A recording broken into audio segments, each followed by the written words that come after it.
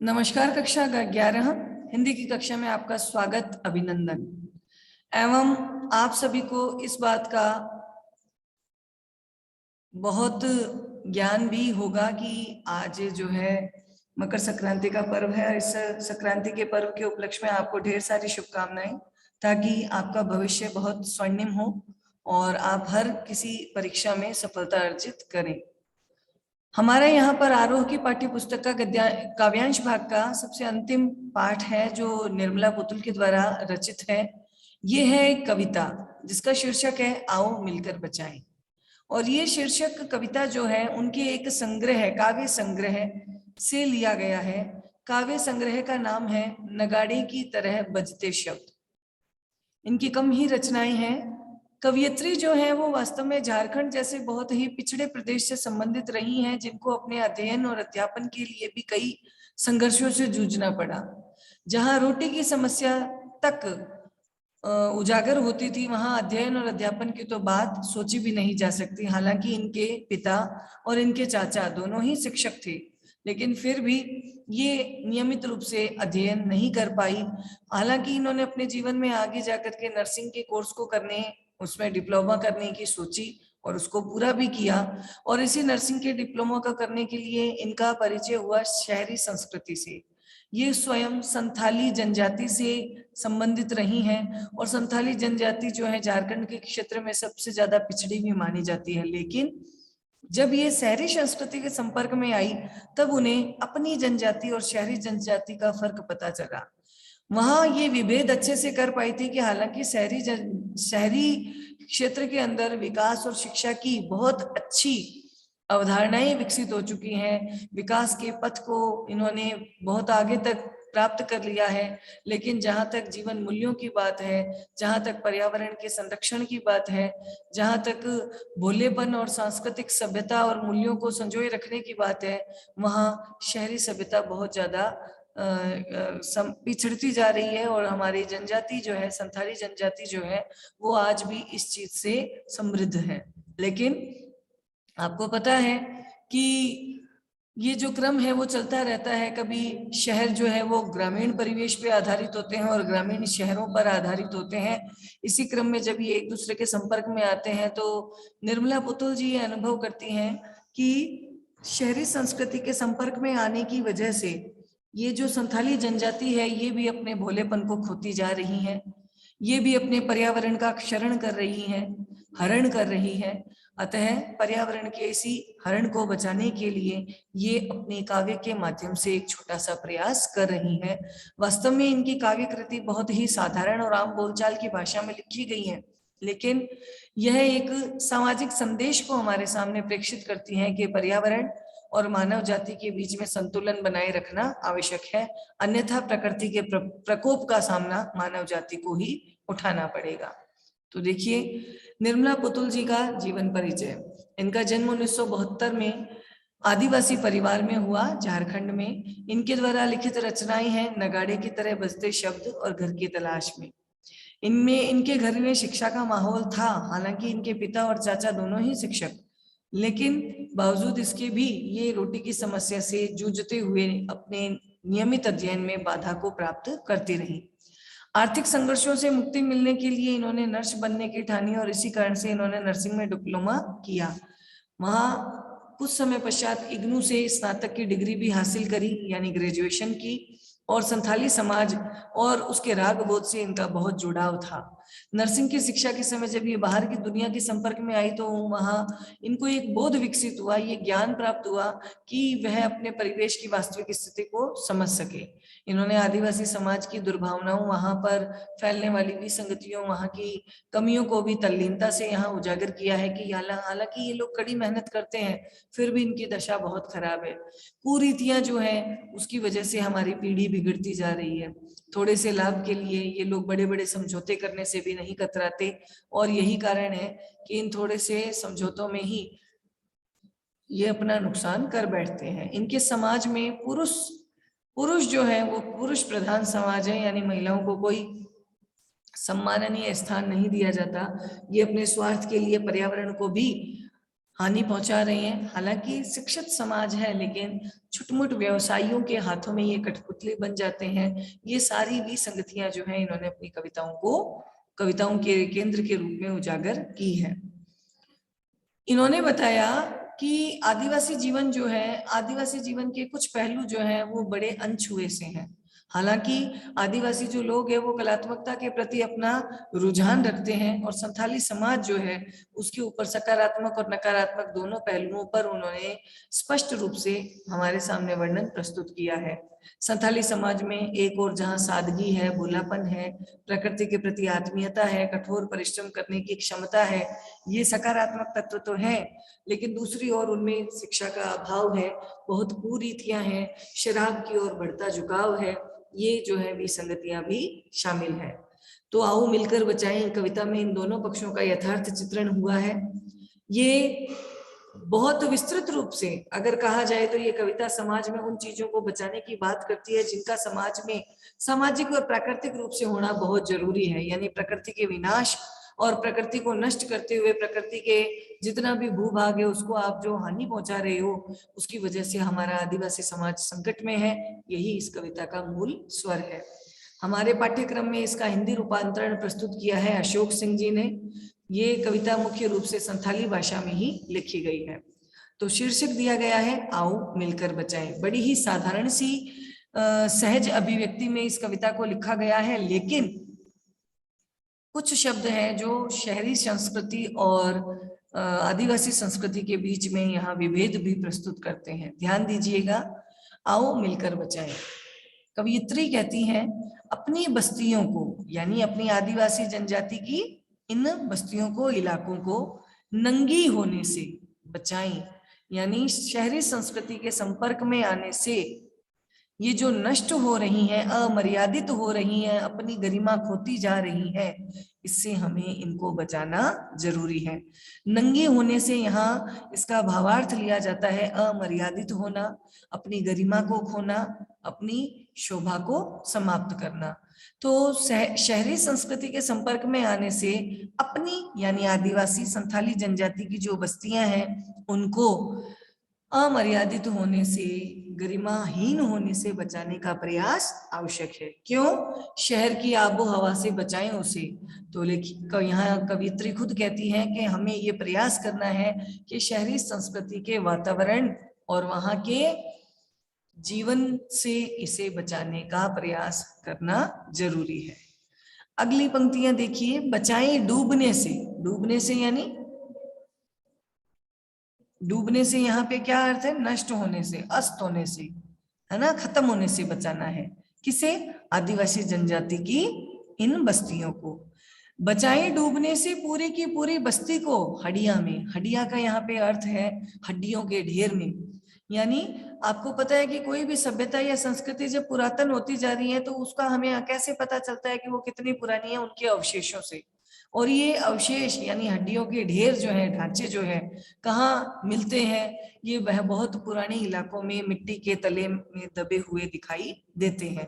तो यहाँ कवियत्री कहती है कि हमें हमारी पूरी की पूरी बस्ती को इन्हीं हड्डियों के अवशेषों में अस्त होने से बचाने का प्रयास करना है, अर्थात इसको नष्ट होने से बचाने का प्रयास करना है। ये प्रयास कैसे किया जा सकता है? तो आगे अपनी पंक्तियों में ये उसे सुचारू रूप से लेते हुए बता रही हैं कि अपने चेहरे पर, यानी जो संथाली जनजाति है, संथाली जनजाति के हर एक व्यक्ति के चेहरे पर संथाल परगना की माटी का रंग, यानी शहरी संस्कृति का हस्तक्षेप नहीं बल्कि मिट्टी से प्रेम झलकना आवश्यक है। और भाषा, यानी हमें भी किसी की भाषा का अनुकरण करने की आवश्यकता नहीं है, बल्कि भाषा में झारखंडीपन यानी झारखंड प्रदेश की भाषा को ही महत्व देना आवश्यक है। तभी हम अपनी संथाल जनजाति की इस बस्ती को बचा पाएंगे, उसके अस्तित्व को कायम रख पाएंगे। ठीक है, तो एक बारी दोबारा से देखिए कि कवयित्री निर्मला पुतुल जो है वो शहरी हस्तक्षेप से अपनी आदिवासी संथाली जनजाति की इलाकों को बचाए रखने का प्रयास करना चाहती है। वे ये मानती हैं कि प्रकृति में ऐसा बहुत कुछ है जिसे बचाना हमारा कर्तव्य भी है।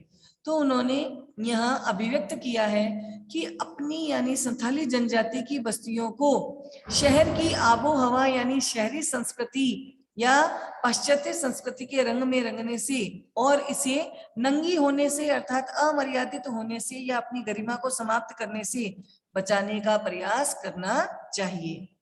बचाएं डूबने से पूरी की पूरी बस्ती को हड्डिया में, कि जिस तरह से कोई बहुत पुरानी सभ्यता जो है वो हड्डी के अवशेषों में दफन हो जाती है, तो हमें अपनी इस सभ्यता को हड्डियों की इन अवशेषों में दफन होने से बचाने का प्रयास करना है। और इसी प्रयास को कैसे किया जा सकता है, तो आगे कवयित्री कहती हैं कि जब संथाल जनजाति के हर एक व्यक्ति के चेहरे पर मिट्टी के प्रति प्रेम की लालिमा नजर आएगी और उनकी भाषा में झारखंड प्रदेश की भाषा का ही खड़पन दिखाई देगा, तो हम इन प्रयास से अपने जनजाति की भाषा और जनजाति का मिट्टी के प्रति प्रेम को बचाए रख सकते हैं। तो देखिए झारखंड प्रदेश में रहने वाले लोगों की क्या विशेषताएं दिखाई हैं इन्होंने। ठंडी होती दिनचर्या में, ठंडी होना यानी आलसी बन जाना, अस्त होते होना, ठीक है। जीवन की गर्माहट, कि शहरी संस्कृति के संपर्क में आने से यहाँ के लोगों की दिनचर्या यानी दैनिक जो कार्य हैं वो धीरे धीरे ठंडे होते जा रहे हैं, अर्थात उनकी गति मंद होती जा रही है।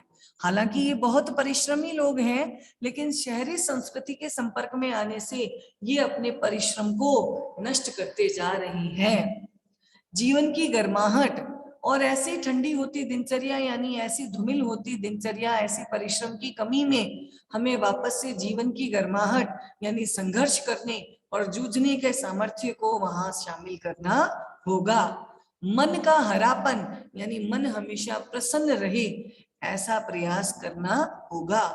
भोलापन दिल का, यानी यहाँ के लोगों के दिलों में भोलापन अधिक है, किसी तरह का द्वेष, स्वार्थ, लोभ नहीं है।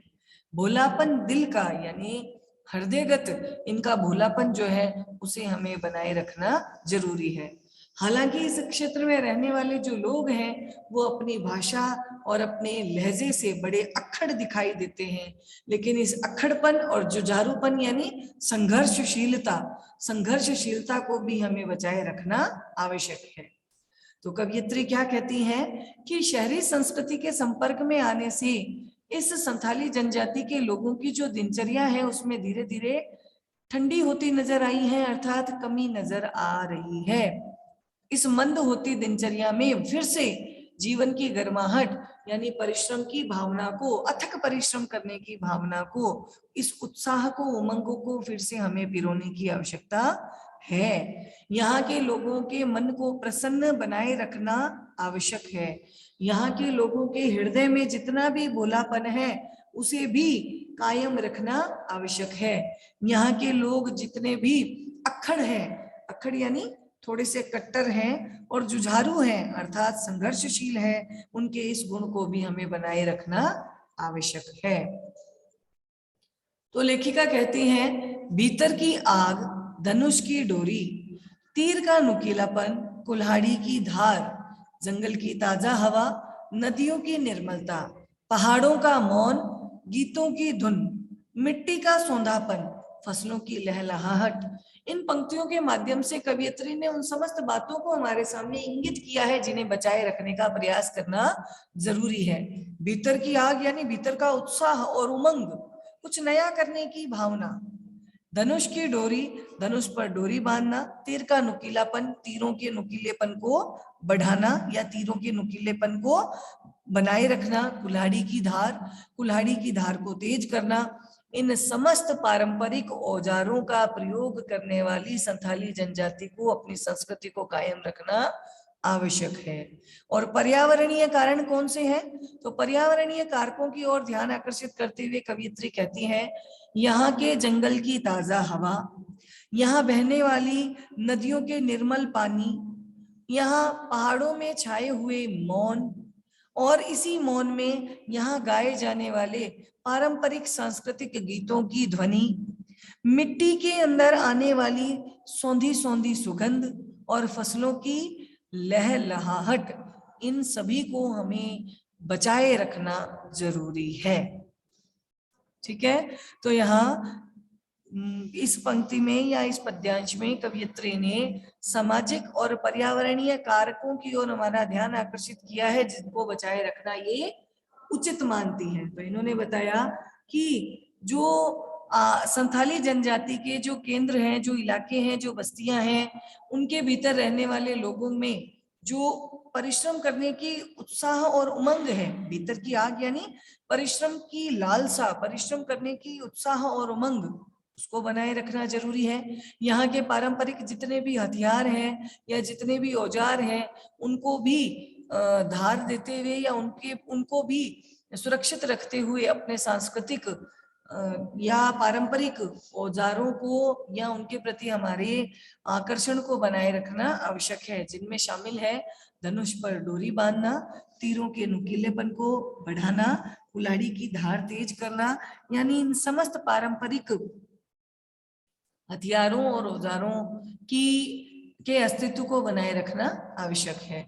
इसके अलावा पर्यावरणीय कारक जैसे जंगल की ताजा हवा को बनाए रखना, यानी इसे प्रदूषण से बचाना, नदियों में बहने वाले जल को निर्मल बनाए रखना, यानी नदियों के प्रदूषण को रोकना, पहाड़ों का मौन अर्थात बढ़ती हुई जनसंख्या के द्वारा पहाड़ी इलाकों में होने वाले हस्तक्षेप को रोक करके पहाड़ों की जो शांति है उसको बनाए रखना, और इसी शांति में जनजातियों के द्वारा गाए जाने वाले पारंपरिक गीतों की ध्वनि के अस्तित्व को बनाए रखना, मिट्टी से आने वाली सौंधी सौंधी सुगंध के महत्व को बनाए रखना, और हरी भरी फसलों की लहलहाहट को बनाए रखना बहुत आवश्यक है।